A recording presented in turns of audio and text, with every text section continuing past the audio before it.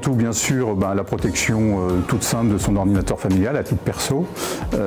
Bien sûr, après, dans le monde professionnel, c'est beaucoup plus large et les enjeux sont beaucoup plus larges. Mais au fait, quand on se fait attaquer, les résultats sont aussi dramatiques, que ce soit personnel ou professionnel.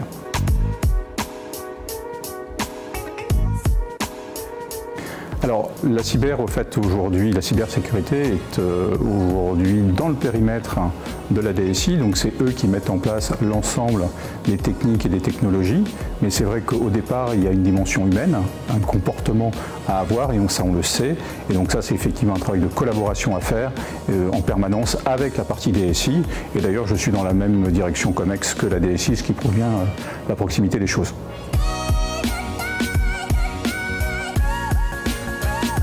C'est une répétition permanente, c'est-à-dire que vous avez beau effectivement expliquer aux gens que avoir des comportements,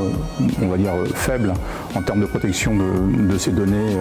peut amener à des conséquences extrêmement lourdes, et ils oublient en permanence. Alors c'est une forme de résilience, mais c'est aussi une forme d'oubli qui peut coûter extrêmement cher à l'entreprise, y compris aux collaborateurs parfois quand il y a des pertes de données extrêmement sensibles, et ça les gens n'en sont absolument pas conscients, donc cette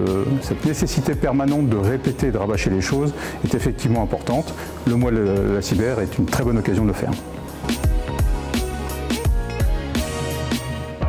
C'est la protection de la data au sens large, que ce soit d'un point de vue technique ou d'un point de vue des comportements humains.